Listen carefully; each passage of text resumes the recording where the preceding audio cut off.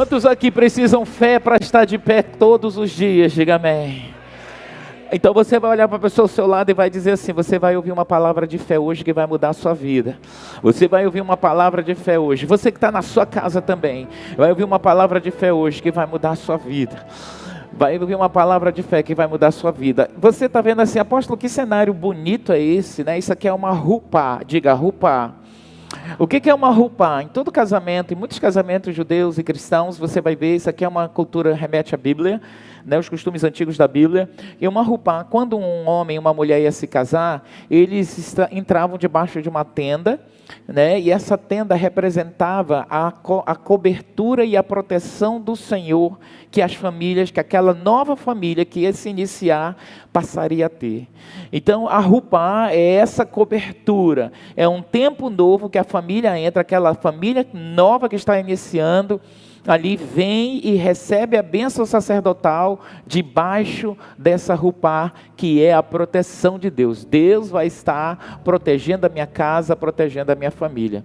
E por que estamos fazendo isso? Porque nós estamos num seminário da família, todas as quartas-feiras, falando sobre um dos maiores desafios dos casais, que significa a desordem da sexualidade do casal. Mais de 60% dos casais têm problema na sexualidade, tem problema, são casados, mas têm dificuldade de ter uma vida sexual plena.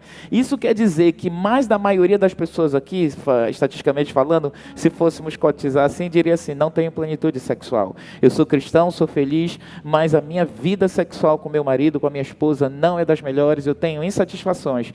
E mais de 95% dos divórcios, das quebras das famílias, das destruições das famílias, está ligada ou atrelada a alguma desordem sexual, traição, abuso sexual, infidelidades, troca, tanta coisa errada, e às vezes talvez a sua família se destruiu por causa da desordem sexual. Então, nós vamos estar aqui ministrando, temos ministrado, já começamos há 2 semanas, e eu tenho certeza que você não deve deixar de vir. Estão sendo palestras, tá? É um culto com palestras, estão sendo ministradas por especialistas que trabalham nessa área, somos especialistas que trabalhamos nessa área da sexualidade, e como educadores cristãos, nós estamos trazendo a direcionamento e como Deus vê isso, e como Deus quer que você tenha felicidade, plenitude sexual. Quem aqui é casado? Olha só. Paulo levantou assim a mão, tu tá de lua de mel, rapaz. Era para te levantar a mão bem assim, eu sou. Já pode estar tendo problema sexual. Porque um dos maiores problemas começa na lua de mel. E toda lua de mel mal feita gera grandes problemas ao longo da vida sexual de um casal. Então a gente vai estar falando assim, são palestras super descontraídas, você entra rindo, continua rindo, sai chorando, e alguns voltam a funcionar em casa. Então, com certeza vai ser uma bênção. Venha, traga seu marido, convide pessoas para esta próxima quarta. Eu posso ouvir amém? Amém. Então aplauda ao Senhor, dê um brado de vitória a Ele. Pode sentar, abra sua Bíblia no livro de 2 Reis, capítulo 8. Vamos fazer essa leitura sentada hoje. 2 Reis, capítulo 4, versículo 8 a 37, na NVI, na Nova Versão Internacional. Vamos fazer essa leitura bíblica meio longa, mas muito importante para os limiares e os pontos da fé que estamos falando. Antes de eu fazer essa leitura, olha aqui para mim, isso. Eu quero dizer para você que a palavra que você vai ouvir hoje, ela vai focar uma mulher, uma família que confiava no Senhor e deu honra ao Senhor. E por causa da fé grandiosa que eles exigiram, que eles precisaram ter, eles viram o milagre de Deus. Amém? Então vamos na leitura do texto. Diz assim: certo dia, o profeta Eliseu, era um profeta, foi a Sunem, onde uma mulher rica, uma mulher o quê? Insistiu que ele fosse tomar uma refeição em sua casa. Ele vivia passando por aquele lugar, e ela disse: rapaz, esse profeta de Deus, ele passa por aqui, fica comendo marmita aí, não vai comer aqui em casa, a gente tem dinheiro, vamos abrir a casa para esse homem comer aqui, vamos dar honra ao profeta. Depois disso, sempre que passava por ali, ele parava para uma refeição, né? Claro. Em vista disso, ela disse ao marido, o marido dela, podre de rico, Oscar podre de rico, disse: meu marido, sei que esse homem que sempre vem aqui é um santo homem de Deus, diga amém. Então vamos fazer assim, amado, meu amor, vamos construir lá em cima uma suíte de tijolos, uma coisa chique, e colocar nela uma cama, tá? As paráfrases, aí eu estou abrindo aqui, tentando fazer você entender o negócio, tá?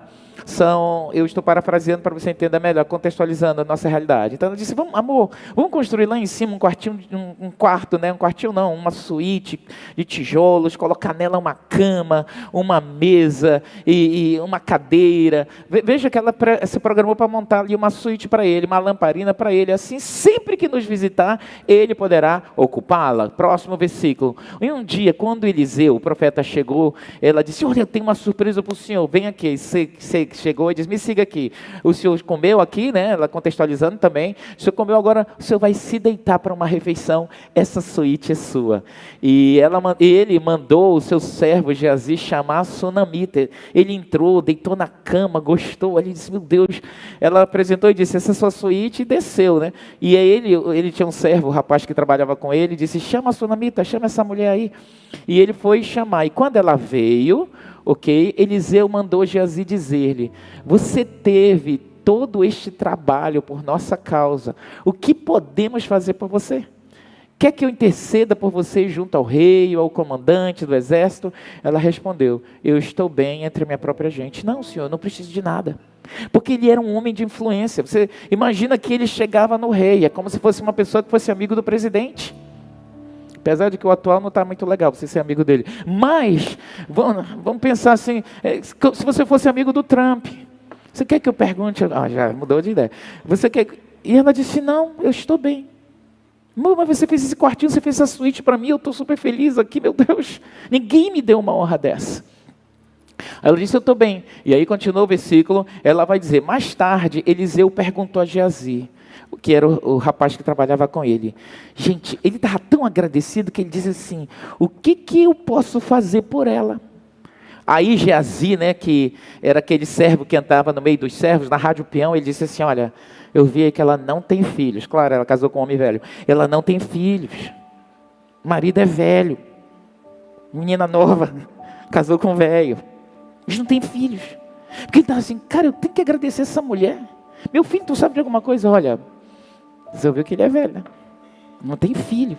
E naquela época uma mulher não ter filho era uma coisa muito ruim. Então Eliseu mandou chamá-la de novo. E Geazi chamou e ela veio até a porta lá da suíte. E ele disse, por volta desta época, no ano que vem, você estará com um filho nos seus braços.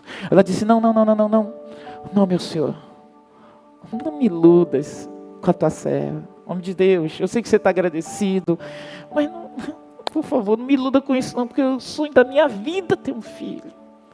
Pois você, de hoje a um ano, você vai ter um filho carregado nos seus braços. Ok? Mas como Eliseu dissera, a mulher engravidou e no ano seguinte, por volta daquela mesma época, ela deu à luz a um filho. Você pode abrir a mão? Profeta, pode aplaudir o Senhor, digo. Bote as suas mãos juntas e aplauda o Senhor. E o menino cresceu. Certo dia, foi encontrar-se com seu pai, que estava com os ceifeiros. Estavam no campo, eles eram fazendeiros, era um fazendeiro rico. De repente, ele começou a chamar o pai, gritando, pai, minha cabeça, pai, ai, minha cabeça. O pai disse a um servo, leva ele para a mãe dele. Já viu, né, que homem tem horas não resolve nada, né? Esse era um, leva lá, o homem ficou mole, idoso, né? Leva ele lá. E aí o servo pegou, levou a mãe, o menino ficou no colo dela até o meio-dia e o que, gente? Morreu, diga, morreu. Fale, morreu. O que aconteceu? Imagina, você está com seus filhos, ele morre em seus braços. Foi isso que aconteceu com a sunamita. Ela subiu ao quarto do homem de Deus. Agora olha só, na hora da tragédia nos visita, o que mais você vai precisar é frieza para agir em fé. Especialmente se você é escandaloso, é o histriônico aqui da piti. Ei! Já vamos te ensinar aqui, se você quer ver milagres na sua vida, você vai precisar ter alguns protocolos necessários para que suas emoções descontroladas não destruam o processo de fé que Deus quer fazer e gerar a bênção na sua vida. Eu posso ouvir amém? Então você vê que ela era uma mulher sábia, ela pegou a criança na hora que a criança morreu. Imagina, teu filho está morrendo. E quando você dá vazão às suas emoções descontroladas, mas foi um filho, o único filho de um homem velho. Calma. Nós vamos te ensinar hoje aqui os passos bíblicos de fé dessa mulher grandiosa. O que ela fez? Ela mantém o controle, pega aquela criança morta, vai para a suíte do profeta, né? Deitou o menino na cama, saiu e fechou a porta. Continuando. Ela chamou o marido e disse: preciso de um servo e de uma jumenta para ir falar com o homem de Deus. Eu vou lá e volto logo. E aí ele perguntou: mas mulher, mas por que hoje nosso filho morreu? Não é lua nova, não é sábado? Para que você vai procurar o profeta? O homem estava tão desnorteado que o filho morto lá em cima, um filho amado. Ela disse: prepara o carro lá, prepara a carruagem, eu vou lá com o profeta. Aí ele diz assim: mas tu vai fazer o quê? Como ela disse: cala a boca, velho, eu vou resolver. Que ele estava tão desnorteado, que olha que pergunta, não é festa, não é lua nova, o menino está morto. Ela disse: não se preocupe. O que ela disse para o marido? O que ela disse para o marido? Não se preocupe, porque tem horas que você vai precisar ter a sua fé e ainda segurar os outros. Vai ter gente desmaiando do seu lado e você, como homem de fé, mulher de fé, você vai ter que segurar o tranco. Diga amém. Mas eu não aguento, vai aprender. Nós estamos trabalhando nessa igreja. Eu preciso de uma igreja, homens e mulheres de fé que caminhem conosco, que sejam mais espirituais do que emocionais. Porque quem vive por emoções, vive quebrando a cara. Você está muito alegre, você pode fazer promessas. Nunca faça promessas se você está alegre demais. Você pode não conseguir cumprir. Está embriagado com a alegria. E a alegria é uma coisa muito boa, a gente fica cheio de dopamina, fica dopado. Ou você está com muito ódio e é capaz de amaldiçoar alguém, mandar alguém muito importante da sua vida embora, ela nunca voltar.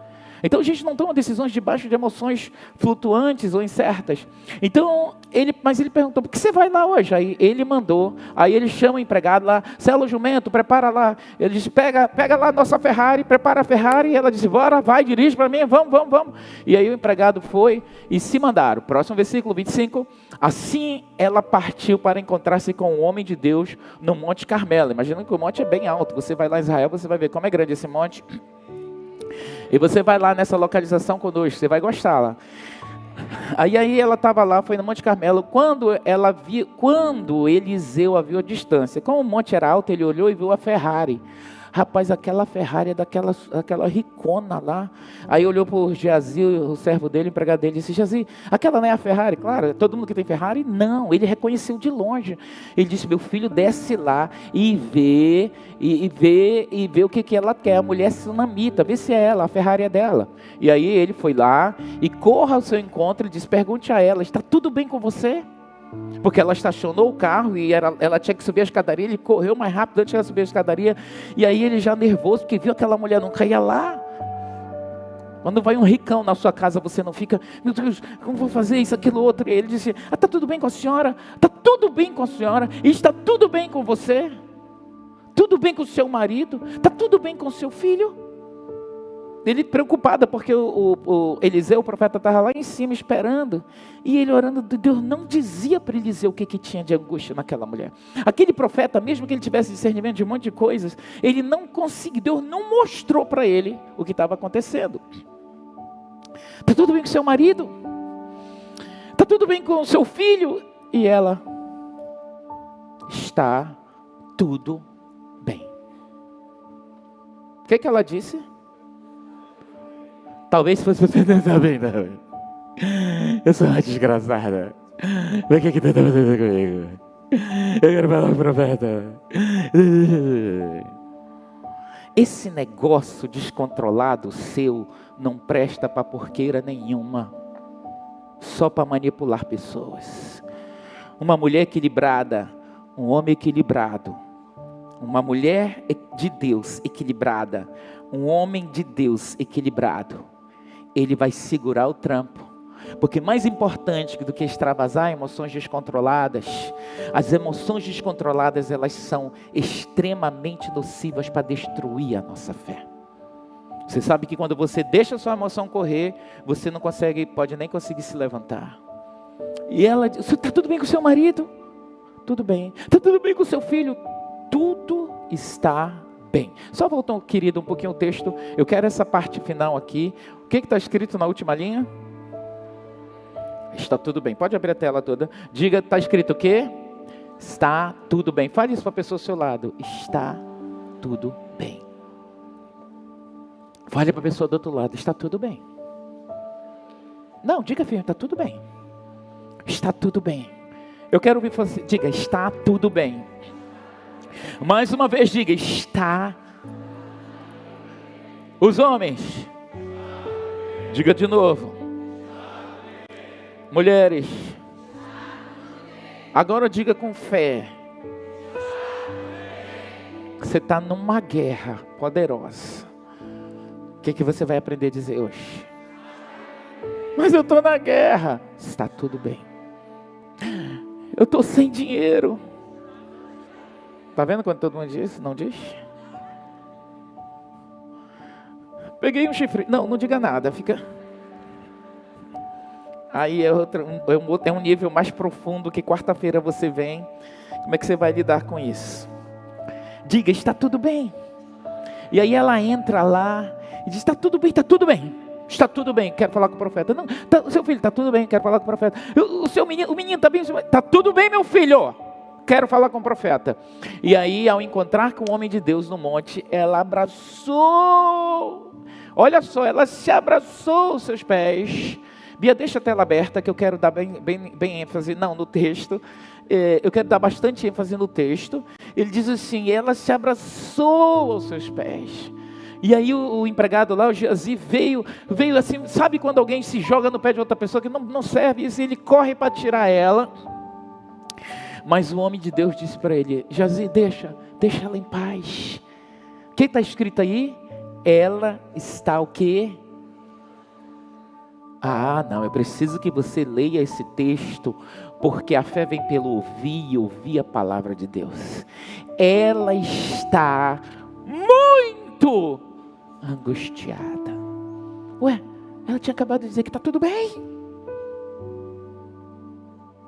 Dentro dela tinha um tumulto, uma tempestade de emoções. E você vai entender, diz, deixa ela chorar. E aí olha o que o profeta diz, você está muito angustiada. Mas Deus não me revelou nada, escondeu de mim. Eu não sei o que essa mulher está angustiada. Eu sou profeta e Deus não me falou. Deixa ela lá, ela está muito angustiada.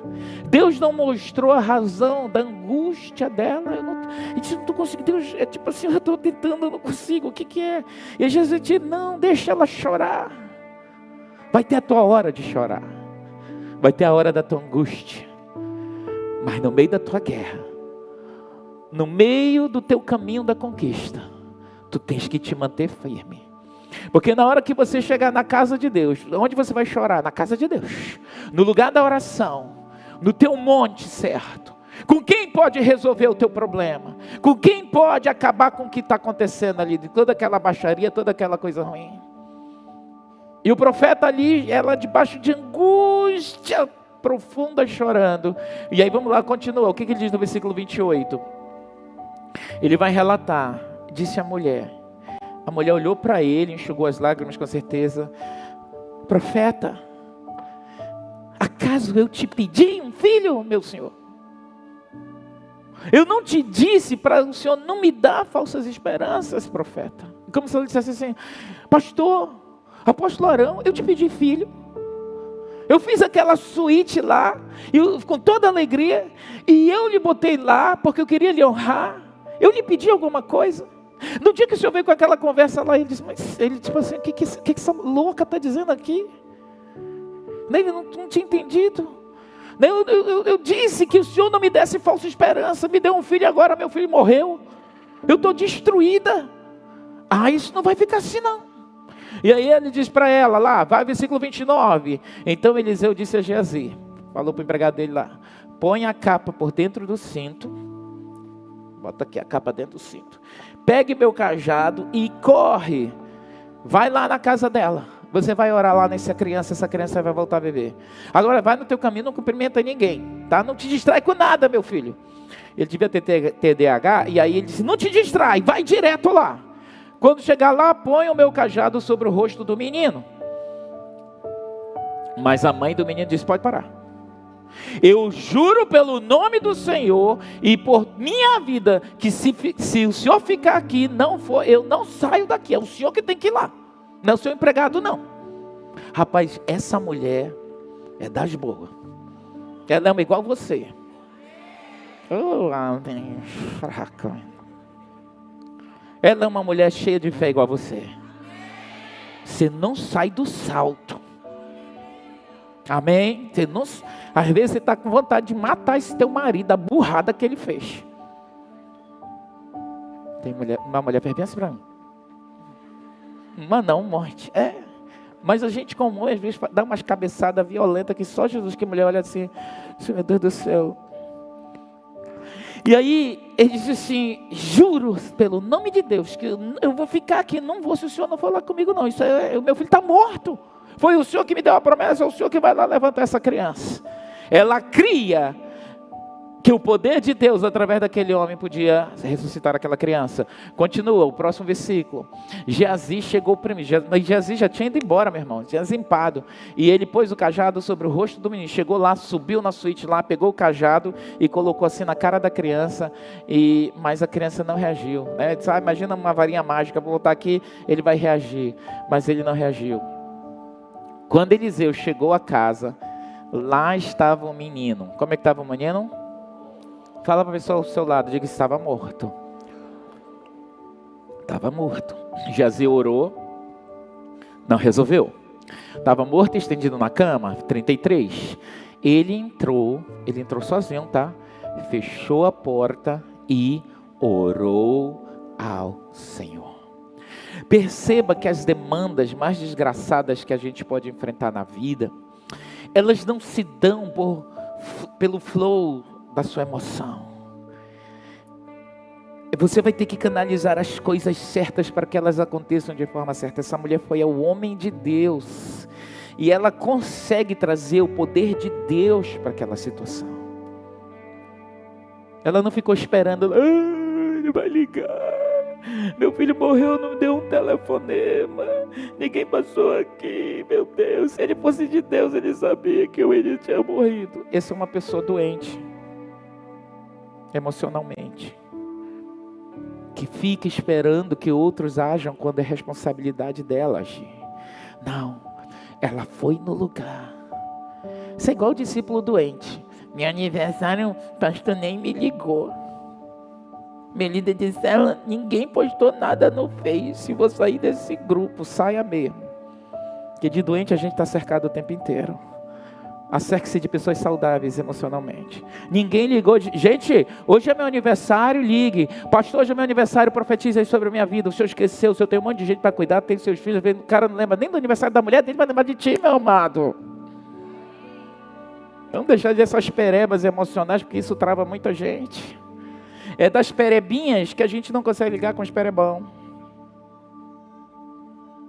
Eu creio que um dia nós vamos ter uma igreja tão curada, tão saudável emocionalmente, que a gente não vai se engasgar com essas coisas pequenas.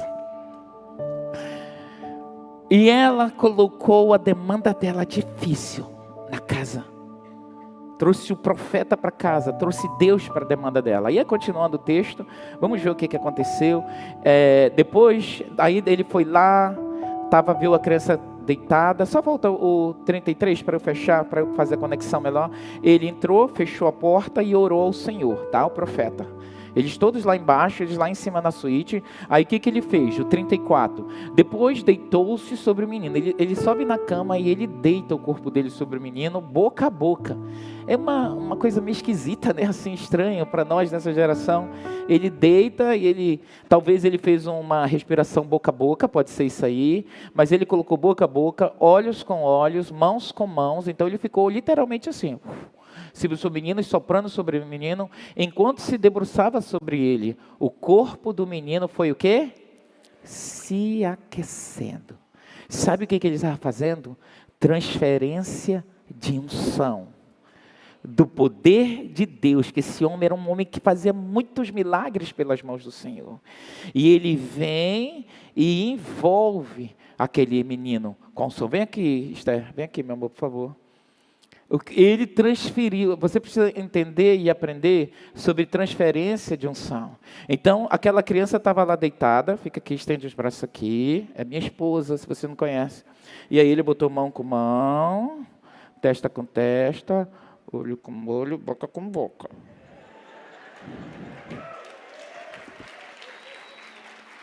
Se fosse hoje, pedófilo, necrofílico. O que é necrofílico? É o cara que gosta de abusar de mortos. Vê como a nossa geração está tão adoecida. Mas ele faz exatamente isso. E quando ele faz isso, ele transfere do poder que está nele, sobre o poder de vida nele,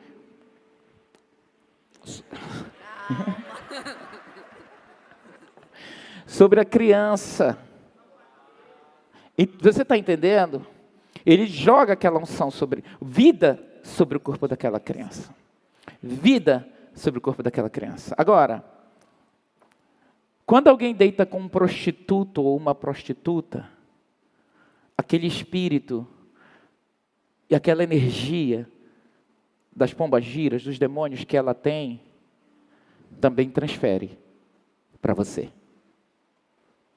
Nunca pense que uma relação sexual usou, lavou, está limpo. Usou, lavou, mas vai continuar endemoniado. Nunca se esqueça disso. Transferências de unção. Você traz aquilo que está no outro, vai para você. Pode dormir com um monte de mulher, tem um monte de cão aí, sedimentado, separado dentro de você, por isso que você não consegue ter nem pureza sexual dentro do seu casamento. Você percebe as coisas? Vem a quarta-feira que você vai entender o que a gente quer falar sobre isso. E no caso aqui, voltando aqui para essa unção de vida, que não tem nada a ver com essa questão, esse preâmbulo, esse parêntese que eu abri. Mas ele transfere a unção. E o menino foi se aquecendo, e no 35, ele vai dizer assim, Eliseu levantou-se e começou a andar pelo quarto. O menino ainda não estava vivo. Ele se levanta e começa a orar. O menino ainda estava lá morto. Ele estava exercendo, pastores, olha aqui uma lição para a gente ora, não aconteceu, a gente levanta, ora de novo, a gente faz o ato profético, continua orando. E orou pelo quarto, aqui está orando pela casa, os meninos estão endemoniados, você continua orando, o marido está endemoniado, você está endemoniado, você continua orando. E ora na casa, ora nos quartos, ora na roupa, unge, faz o que preciso for. Você é uma pessoa de fé que não anda pelo que você vê, você anda pelo que você crê. E ele estava lá no maior teste de vida. Eu tenho que devolver esse menino vivo, porque a mulher está esculhambando comigo lá embaixo. E aí Eliseu se levantou, começou a orar pelo quarto, depois subiu na cama e fez de novo, debruçou-se mais uma vez sobre ele. O menino espirrou 7 vezes. Voltou à vida. Você pode aplaudir ao Senhor? Ele voltou à vida. E aí o que mais o texto diz? O garoto volta à vida. E o texto diz, Eliseu chamou Geazi. Geazi, meu filho, vem aqui. E chama a sunamita. E ele obedeceu. Quando ela chegou, Eliseu disse, pegue seu filho. Imagina isso aí, gente. Pegue seu filho. E aí, o que ela fez? Não disse nem agradeço, né? Pegou a criança, até dizer obrigado, e saiu com a criança. Você pode aplaudir o Senhor mais uma vez? Que maravilha, gente. Vai tudo bem contigo. A história dessa mulher, gente, ela nos aborda assim de forma simples, mas muito profunda. Como nós podemos lidar no meio das nossas crises, no meio dos nossos desafios, como a gente vai lidar com êxito para vencer uma das crises mais profundas que sejam. Perder um filho aqui nesse contexto, só quem é pai e mãe, a gente não gosta nem de pensar nessa possibilidade de um filho seu morrer. A gente, quando fala sobre isso, você quer tirar para longe. Mas como é que eu, tirando esse olhar da morte, mas sobre sonhos que se perderam, sobre demandas familiares que se perderam, sobre crises financeiras, você que é empresário, empreendedor, micro, macro, médio, e que não está vendo aí o mercado financeiro, uma oscilação violenta. Essa semana, o próprio presidente disse: eu sei que a nossa economia não está bem, nós estamos fazendo as coisas erradas, o cara está bocudo demais, falando demais, e realmente não é nada diferente senão isso, é uma crise. E quem depende de clientes, que tem contas a pagar, isso, aquilo, outro para receber, impostos, nada para, tudo, nada para. E às vezes a cabeça pode estar em um turbilhão. Você tem que saber seguir os protocolos de fé de Deus. E aí o que eu preciso fazer? Número 1, nós vamos te dar aqui algumas dicas como essa mulher fez. E a primeira dessas dicas é que você tem que buscar esforços necessários. Quando você for passar pela dor, você vai precisar entender que você vai passar por dor e você vai ter que saber lidar e fazer esforços necessários para se manter e superar as adversidades. A Bíblia diz: esforça-te e tem bom ânimo. 2 Crônicas, olha aí, 2 Crônicas 28, 20. No meio da sua crise, a primeira coisa, você tem que se esforçar. Pode até fotografar isso aí para você depois memorizar. O que eu tenho que fazer diante dos meus desafios? Passar pela dor e os esforços necessários para superar as adversidades. Eu preciso aprender, passar pela dor e gerar esforços necessários. Seria a melhor redação disso aí. Todos nós, em algum momento, ou vários momentos da vida, nós vamos passar por dor. Diga, é isso aí. Você vai passar por dor, diga isso aí. Não tem nem força para dizer, né, meu irmão? Mas vai passar. Vai passar. E na hora da dor, a Bíblia nos ensina, primeiro protocolo de fé. Ele diz: esforça-te. Tem o quê? Você tem que se esforçar. Irmão, me dá uma raiva disso. Porque quando você é frouxo assim, é porque você se torna vítima dos seus problemas. E você, quando vira vitiminha, como alguns dizem, você está no centro da vontade perfeita do diabo. Porque a vítima fizeram comigo, você fez comigo, você me machucou, me traiu, me destruiu, acabou minha vida, acabou meu mundo, o diabo. Mas quando você sai da posição de vítima, você acabou comigo, mas eu não vou ficar aqui não. Você quis me destruir. Lágrima está chorando assim. Deus é comigo. Deus diz, no meio da tua crise, esforça-te e tem. O que é para fazer? Esforça e ter bom ânimo. Eu não consigo, claro, porque você é uma pessoa que mal ora. Você vem na igreja uma vez na vida, outra na morte. Só quando está em crise é que vem para a igreja. Só quando está numa crise profunda, aí volta para a célula. Aí começa a orar, começa a jejuar. Você é a pessoa que só aprende no tapa. A Bíblia diz: esforça-te, tem bom ânimo. Outra coisa que ele diz para a gente vencer, aprender a ter vitórias, protocolo de fé, tá? Você quer ter a vitória, tem que ter protocolo. Na hora da crise, de pé, você cai em pé. Você tem a unção dos 7 gatos. Que unção é essa? Eu estou inventando. Depois vão dizer: pô, pastor diz que existe a unção dos 7 gatos. Estou inventando. Por quê? Com a analogia, gato cai em pé, você joga ele para cima, ele roda, tchum. O diabo só se levanta na sua vida para cair. Diga isso para a pessoa ao seu lado: o diabo só se levanta para cair. Outra coisa, Provérbios 24:10 diz assim: se te mostras fraco no dia da angústia, tua força é pequena. Hoje é o dia da minha angústia, Sandro. Você não vai ter força. Adriana, você não vai ter força. Tiago, tu não vai ter força.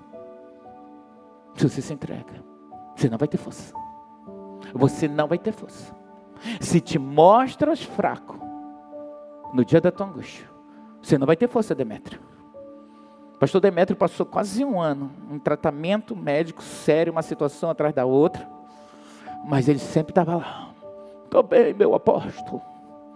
Tem dias difíceis, mas eu estou bem.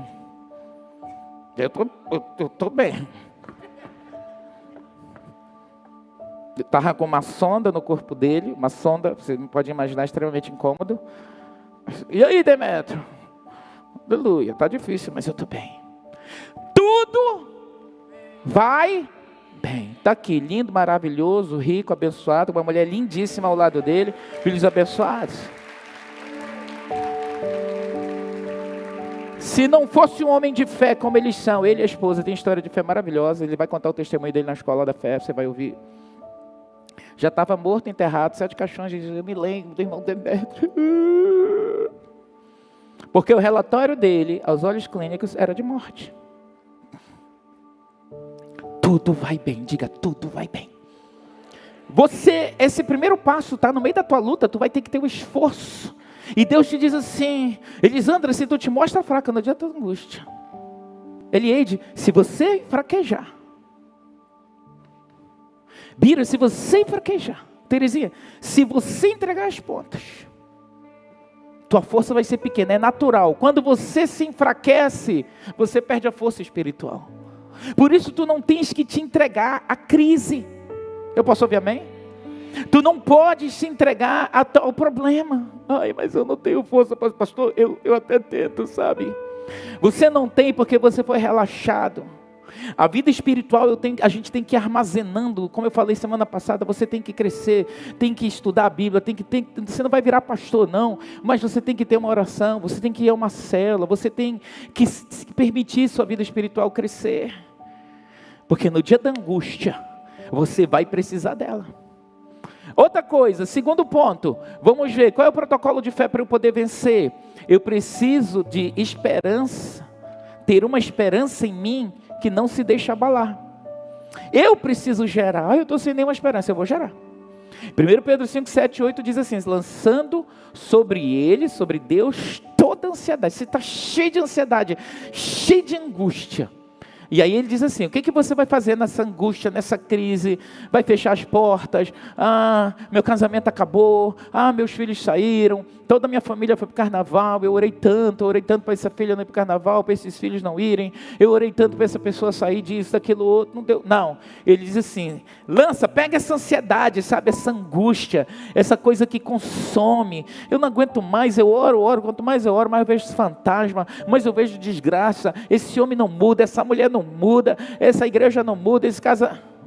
Pega essa ansiedade e joga na mão de Deus. Você vai para o lugar do milagre. É a oração. E aí ele diz assim, você na sua guerra vai ser sóbrio e você vai ser o quê?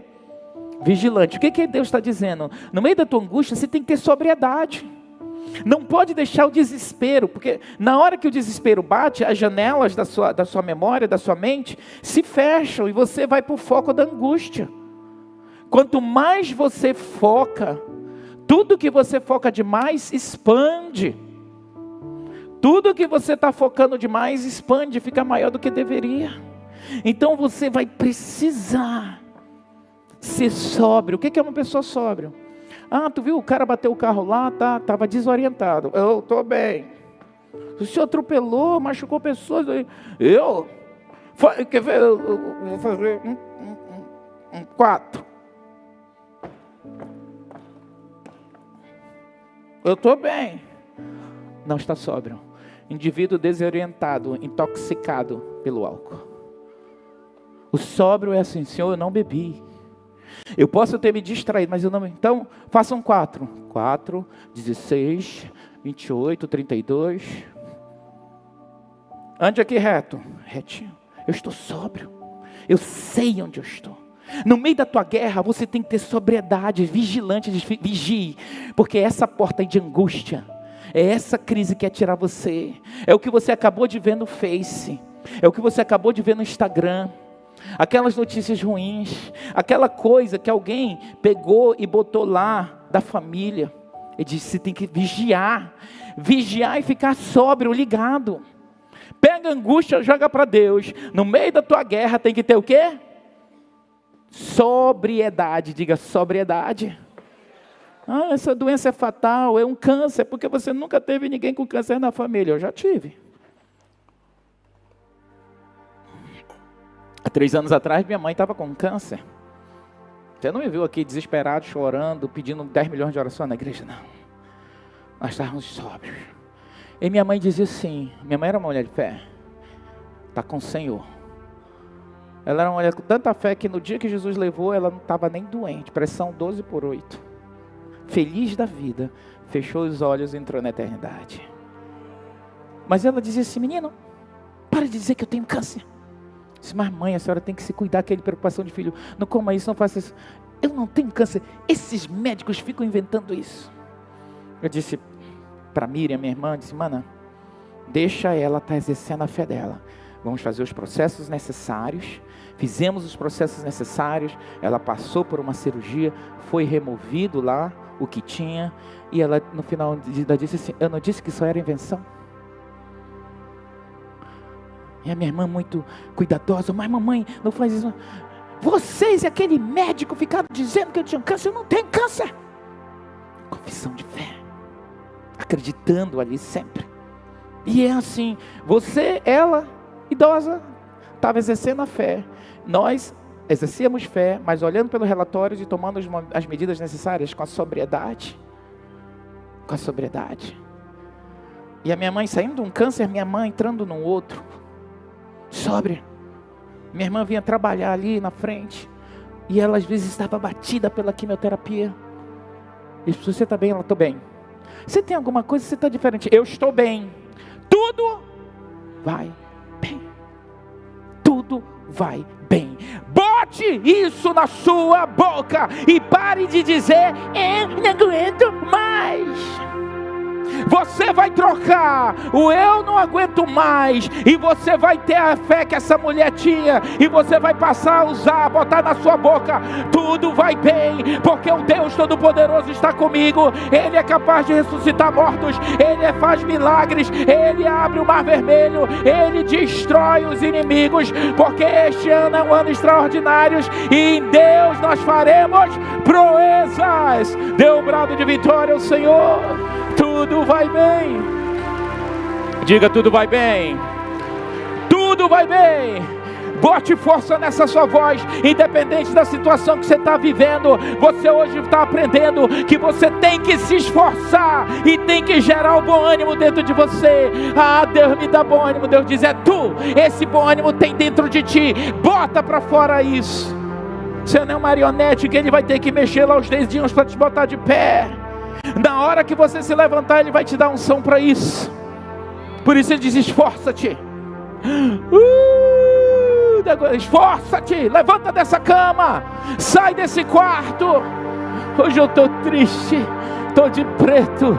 Se veste todo de preto. Tem mulher que se veste de preto e ainda bota aqui uns negócios pretos para todo mundo ver que está mal, está acabada. No dia que você estiver acabada, está no meio de um problema, aí vem ainda uma TPM, vem uma menstruação que parece uma hemorragia, você está destruída, você tem que trabalhar, você está mais para cara de munga, você vai se aprontar, vira a Mulher Maravilha da história, minha irmã. Apóstolo, como é que eu faço? É possível? O Espírito de Deus jamais vai pedir algo que você não possa cumprir.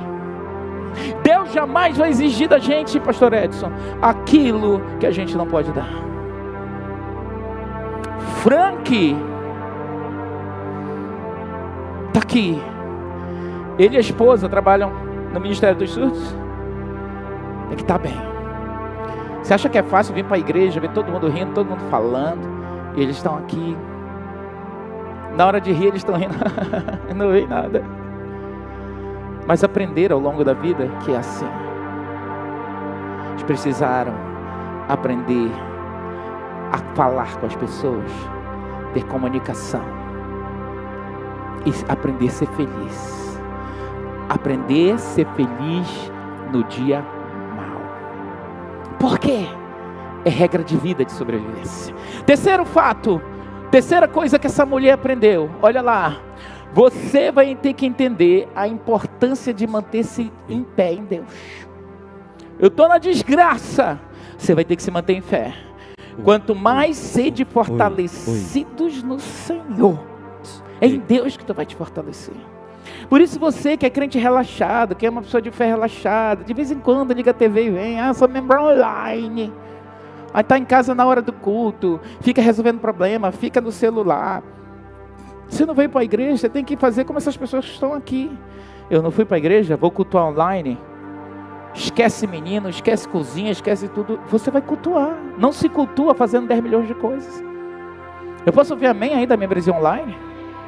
Deixa alguém da online entrar aí, dar um amém e libera. Que nessas horas a gente não libera. Na hora da palavra a gente não libera a participação da audiência lá. Mas nós temos gente da Namíbia, lá da África, que estão na África, Curitiba, Orlando, São Paulo, Rio de Janeiro. Cadê, pastor Nais? O local das pessoas. Ele vai me dar. Eu já pedi que ele nos desse isso. Porque essas pessoas estão lá. Mas você não pode estar aí do outro lado do mundo e fazendo 10 milhões de coisas. Você tem que parar e cultuar, ouvir o que Deus vai te dizer para a semana. É importante, a Bíblia diz, não deixe de cultuar, como é costume de muitos, porque todas as vezes que você vem para a igreja, você recebe a substância que vai te dar força para a semana. Você recebe a bênção apostólica, em que o diabo... Apóstolo, unção desgasta, unção desgasta. Por isso que toda vez que você vem aos cultos, olha aí, cultuando lá de Fortaleza, cultuando lá da Namíbia, África, vamos aplaudir aí a Patrícia, lá de Namíbia. E lá são 6 horas à frente aqui, está lá, já almoçou, está cultuando. O que você tem que fazer? O que mais eu preciso fazer? Eu preciso tomar a 4ª medida. Vamos ver qual é o 4º passo. Vou fazer as minhas lutas, vou enfrentar os meus problemas, mas o que mais eu preciso fazer? Além de que eu preciso sempre declarar que está tudo bom. 4, a necessidade de rever atitudes e posicionamentos. Que atitudes? Está aí, combate, o bom combate da fé. A fé tem uma guerra. Na hora do teu combate, Júnior, na hora do combate tem que ir. Tudo na vida é uma guerra. Manter-se casado tem guerra. Para manter-se casado, você vai precisar aprender a guerrear. Sim ou não? Quem aqui é casado mais de 10 anos? Teve guerra no seu casamento? Como esse homem maravilhoso do seu lado? Essa mulher fantástica. Sim, porque você só casou com ela porque ela é fantástica. Diga amém, amada, em nome de Jesus. Mulher fantástica. Aí ele diz assim: combate o bom combate da fé. Bonitinho, tu aqui tá Paulo Marinho, para todo mundo saber. Falo contigo assim porque tenho intimidade, meu servo. Para manter esse casamento lindo, maravilhoso, tem guerra. Ai, mas ela é uma mulher de Deus, eu sou um homem de Deus. Mas tem um monte de diabo que, se puder, destrói teu casamento, bota um chifre na tua cabeça, amaldiçoa os teus filhos, vai querer abusar dos seus filhos, vai querer trazer droga para os seus filhos. O que Deus não guardou? Meu amado, nós estamos num mundo contaminado, o mundo jaz no maligno, e Satanás diuturnamente, ele hoje, cadê? Eu queria o meu celular, me dá meu celular aqui. Hoje, Satanás, as pessoas não precisam ir para as boates, para as discotecas, porque olha só, o inimigo traz, ainda vem com um copo de água, tá na mão, o bordel tá na mão. As meninas do job, tá na mão. Rapaz, tu quer que é job? Nem te falo das sugar babies. O que é sugar baby? Você está desatualizado, bem. O velho da lancha manda e diz aí: tem um apartamento para você, tem uma viagem maravilhosa, vem na mão. As nossas crianças estão nos games, nos joguinhos. Se você não botar supervisão, vem um pop-up, um alerta de imoralidade. A criança nem sabe, aí ele clica na tela, a criança bota o dedinho lá, tchum, uma vagina aberta. E a criança acha aquilo estranho, mas é sedutor, eles vão entrando. Quando vê, você não entendeu porque que seu filho de 6, 7 anos está navegando na pornografia. Você não botou um tutorial no seu celular. Coloca de novo aí o 4º passo. O que a gente precisa saber? É combate, é guerra. Quero deixar meu marido, não aguento mais. Se aguenta mais, tudo vai bem. Ele vai se libertar. Seus filhos vão se libertar. Nossos filhos vão se libertar. Diga amém. Essa crise ruim no seu casamento vai acabar. Eu posso ouvir amém? tudo vai bem. Você vai aprender a ser esse homem de fé, como essa mulher de fé. Tá tudo bem com teu marido? Tá tudo bem. Tava nada, o velho tava para morrer lá, infartando com o filho na cama. Ela olhou para a família, tá tudo bem. A senhora tá bem? Eu tô ótima. Sai da frente, eu tenho um propósito. Na hora da nossa crise, a gente não tem que dar vazão para as nossas emoções descontroladas. É isso que eu vos falo pelo Espírito de Deus. A Bíblia diz que o nosso espírito, alma e corpo precisam ser irrepreensíveis. O que acontece é que hoje nós vivemos numa geração almática, uma geração do sentimentalismo, uma geração do humanismo que impregna a nossa alma, uma geração totalmente psicologizada, que tudo é cheio de mimimi, tudo é vítima, tudo é desgraça. Não é à toa que temos um bando de crentes empobrecidos, adoecidos, não tomam posse da bênção de Deus, não veem milagres nas suas vidas, porque eles são mais almáticos, são mais emocionais do que espirituais. E hoje Deus está te dizendo que Ele quer que você seja um homem de espírito, um homem que anda no espírito, uma mulher cheia do Espírito Santo, um homem cheio do Espírito Santo, que vai vencer as guerras, que vai aprender a combater o bom combate da fé, porque Deus quer fazer isso na tua vida. As guerras na tua vida vão cessar sim, mas você vai guerrear. Levante-se agora e comece a orar e diga: tudo vai bem, tudo vai bem. Ore por essa demanda que você está vivendo hoje e diga: tudo vai bem, tudo vai bem. Diga: Deus, eu não vou me calar diante desse problema, eu não vou, meu Deus, me entregar, eu não vou ficar nessa cama prostrado, eu não vou ficar em casa chorando, eu vou me levantar. Tudo vai bem na minha casa, na minha família. Ore, ore, ore, ore, ore, tudo vai bem. Ore, ore, tudo vai bem, tudo vai bem. Deus vai te dar graça, Deus vai te dar sabedoria, Deus vai te dar força. Eu quero orar por você. Deus vai te dar graça, Deus vai te dar sabedoria, Deus vai te dar força. Você vai vencer, você vai vencer, você vai aprender a vencer.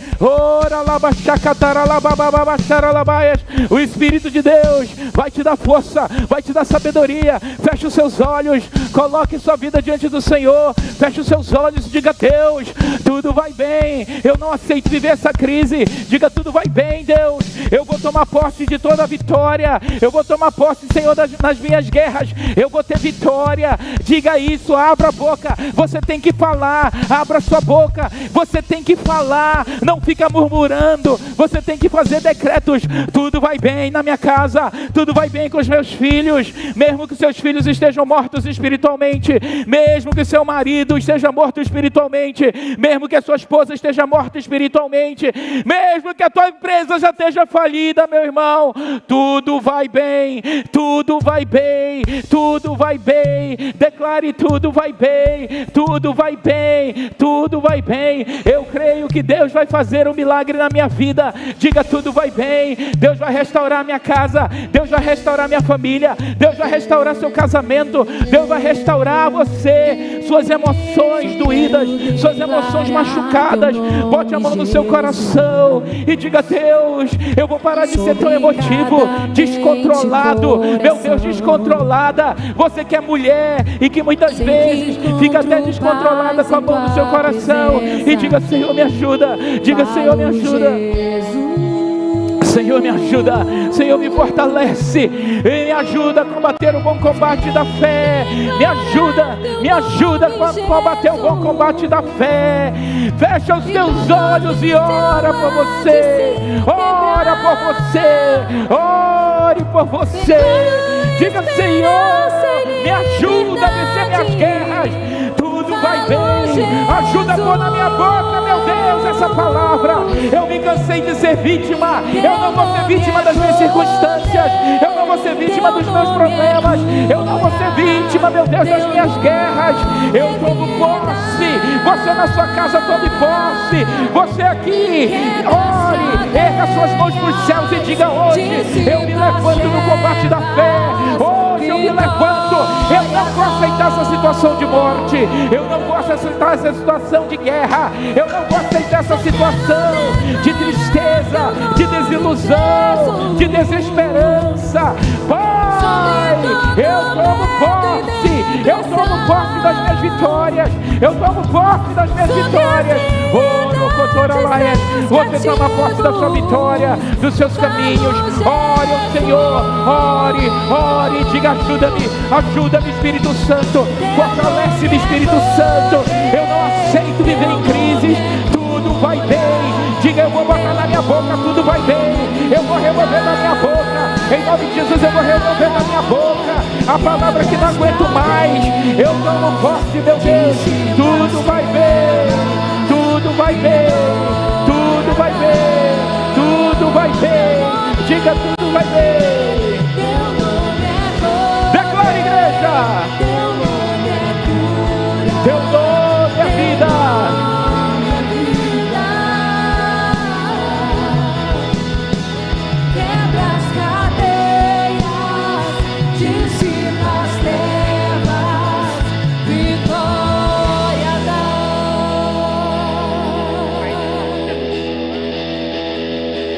Sobre as montanhas, sobre a escuridão. Quero ouvir você. Declare. As ruas da cidade, sobre toda a opressão, sobre as famílias, declaro o santo nome, Jesus.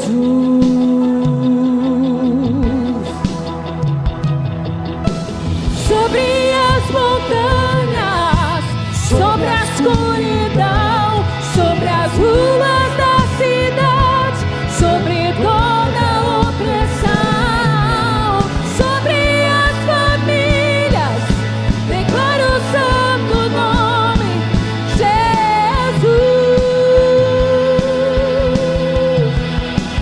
Teu nome é poder, teu nome é cura, teu nome é vida, teu nome é vida. Quebra as cadeias, dissipa as trevas, vitória dá. Teu nome é poder, teu nome é cura, teu nome é vida. Quebra as cadeias, dissipa as trevas, vitória dá. Senhor, nós declaramos e tomamos posse dessa palavra no nosso coração, na nossa vida, na nossa família, na semana que teremos, cada dia, cada momento. Teu nome é vida, teu nome é poder, e o justo viverá da fé. E eu declaro hoje, diga: eu declaro hoje, que o justo viverá da fé. Eu não vivo por vista. Você vive por quê? Pela fé. Aleluia. Aplauda ao Senhor. Você vive pela fé.